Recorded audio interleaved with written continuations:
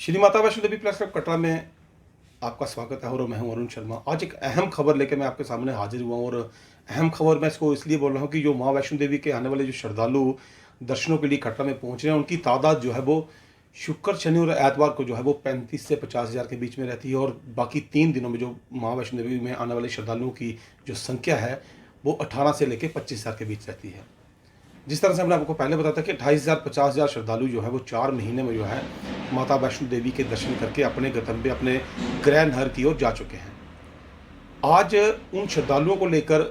और इस गर्मी को लेकर मैं वो खबर करने जा रहा हूँ और खबर आपको इस लाइन के विजुअल और इसके माध्यम से मैं आपको बताने जा रहा हूँ कि अगर आप माता वैष्णो देवी के दर्शनों के लिए कटरा पर जहाँ पर पहुँच रहे हैं तो आप इस तपती गर्मी में आप लाइनों में लगने के लिए बिल्कुल तैयार रहें, क्योंकि आपको माता वैष्णो देवी के दर्शनों को जाने के लिए सबसे पहले जो है वो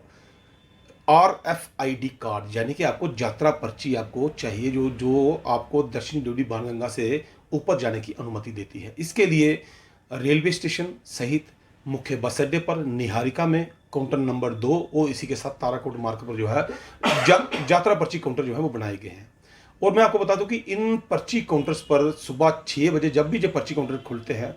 तब से लेकर दोपहर तक जो है वो लंबी लंबी कतारें देखने को मिलती है और तपती धूप में वो श्रद्धालु जो हैं वो दर्शनों के लिए वहाँ पर खड़े रहते हैं। सबसे पहले अगर आप वैष्णो देवी के दर्शनों के लिए अगर आप कटरा रात को पहुँचते हैं और अपना मन बना चुके हैं कि आपको दर्शनों के लिए सुबह 5 बजे चढ़ाई करनी है, मगर आप 5 बजे के बजाय लाइन में लगकर आपको 8 बजे जब आपका नंबर आता है तो उसके बाद जब गर्मी तेज हो जाती है तो उसके बाद आप चढ़ाई चढ़ना शुरू कर सकते हैं, क्योंकि 2.5 से 3 घंटे जो है वो यात्रा पर्ची लेने के लिए आपको लगे थे। एक अहम बैठक हुई कटरा में गंडोला को लेकर, जिसमें LG मनोज सिन्हा द्वारा एक टीम गठित कर जहाँ पर भेजी गई थी, जिसमें अशोक भान साहब जो मेंबर जो अपने श्राइन बोर्ड के मेंबर्स हैं उनके साथ सतीश कुमार जी और उसी के साथ डिपकम जम्मू थे और साथ में ही CEO अंशुल गर्ग और अन्य जॉइंट CEO और डिप्टी CEO वहाँ पर बैठे हुए थे। उस समय जो स्टेक होल्डर्स कटरा के गए हुए थे, जो कटरा के आम नागरिक वहाँ पर गए हुए थे, उस बैठक में मौजूद थे। वहाँ पर भी रेडियो फ्रिक्वेंसी यानी कि जो यात्रा पर्ची का सिस्टम था उसको लेकर काफ़ी बातें जो थी उनको उन तक पहुँचाई गई और उनको इस बात को लेकर आगाह भी किया गया कि यात्रा पर्ची जो है, जो RFID कार्ड हैं, वो कटरा में कहीं ना कहीं उन गलत हाथों में आ चुके हैं जो हाथ उन श्रद्धालुओं से पैसा ऐंठ कर यात्रा पर्ची तक उन श्रद्धालुओं तक पहुंचाते हैं। ना जाने किस कारणवश वो है श्रद्धालु जो है वो दर्शनों के लिए उन कार्ड्स को डालकर वैष्णो देवी चले जाते हैं। जी आपको हम अपनी खबर में इसलिए पुष्टि करके दे रहे हैं कि बहुत सी ऐसे हादसे भी हो चुके हैं। मगर आज सबसे बड़ी बात मैं ये चीज़ बताने जा रहा हूँ कि लंबी लंबी लाइनें जो इस गर्मी, इस तपती धूप में लगी हुई हैं, इसके बाद आप अगर दक्षिणी डोडी में पहुँचते हैं तो वहाँ पर का जो मंजर आज देखा और उस मंजर को देखकर कटरा नगर वासियों के साथ साथ मैं श्रद्धालुओं की जो हालत वहाँ पर देख रहा था कि कितना मुश्किल था। लंबी कतारों में जो श्रद्धालु वहां पर खड़े हुए, फ्रिस्किंग पॉइंट भी वहीं पर है और चेकिंग भी वहीं पर है और RFID काउंटर्स भी वहीं पर लगे हुए हैं। यात्रा पर्ची के लिए जब आप वहां पर पहुंचते हैं, महिलाओं की लाइन्स जो है वो अलग लगाई गई है, पुरुषों की लाइन्स जो लाइन्स है वो अलग से लगाई हुई है।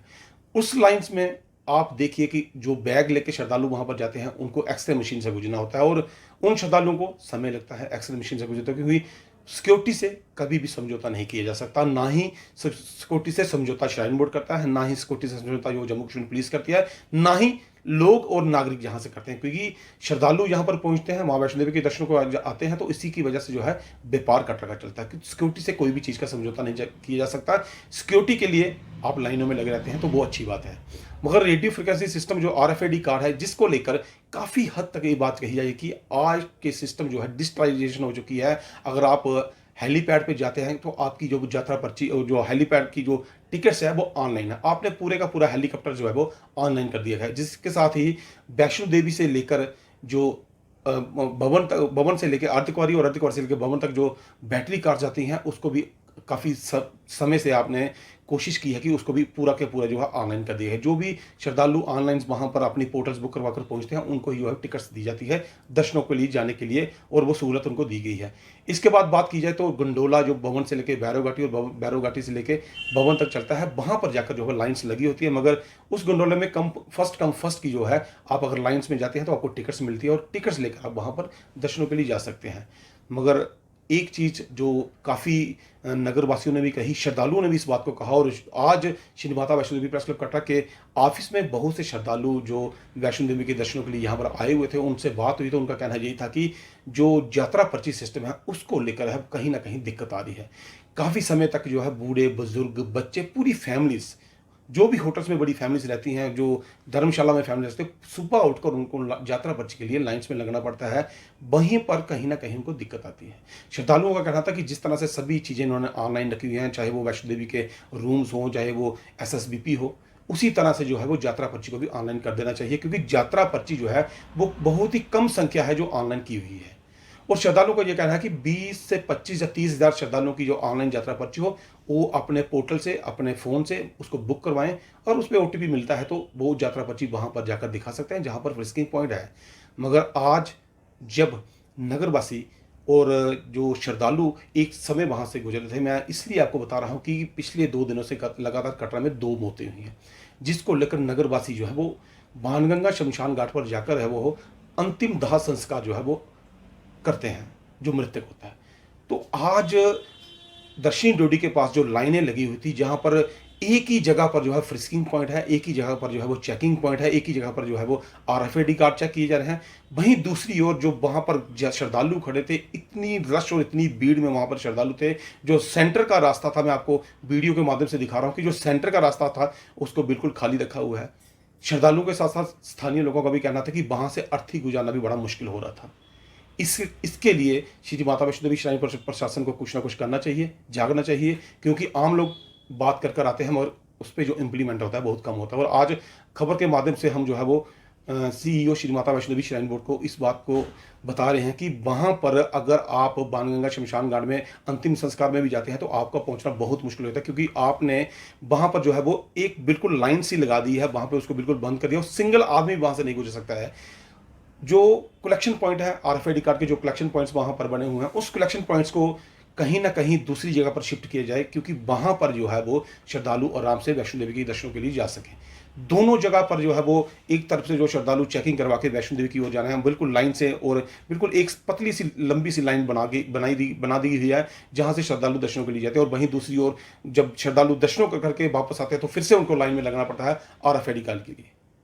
इन काउंटर्स को कहीं ना कहीं, अगर श्री माता वैष्णो देवी श्राइन बोर्ड के CEO साहब सुन रहे हो तो खबर के माध्यम से हम उन तक ये बात पहुंचा रहे हैं कि इन काउंटर्स को कहीं ना कहीं हुआ है, जो RFID कार्ड के कलेक्शन कार्ड सेंटर जो वहाँ पर बना हुआ है उसको शिफ्ट कर दें, क्योंकि एक ही जगह पर श्रद्धालुओं की पिछले दिनों भी आपको मालूम है कि वैष्णो देवी में जब 31 था मध्य रात्रि में किस तरह से जो स्टैम्पेड हुई थी और कुछ श्रद्धालुओं ने अपनी जान गंवा दी थी। कहीं ना कहीं इस तरह का हादसा कहीं फिर से पेश आता है तो मुझे लगता है कि वो दक्षिणी डोडी है, जहाँ पर 2400 घंटे श्रद्धालु जो हैं भगदड़ की तरह वहाँ पर खड़े रहते हैं, और आम जो श्रद्धालु जहाँ वहाँ पर पहुँचते हैं और लंबी लंबी लाइन और कतारों में लगे रहते हैं। सिक्योरिटी पॉइंट अभी वजह से बिल्कुल ठीक है कि वो दर्शनों के लिए अपना RFID कार्ड, अपने बैग चेक करवा कर वहाँ से गुजरे हैं, मगर कलेक्शन सेंटर जो RFID कार्ड का कलेक्शन सेंटर बना हुआ है उसको वहाँ से शिफ्ट कर दें।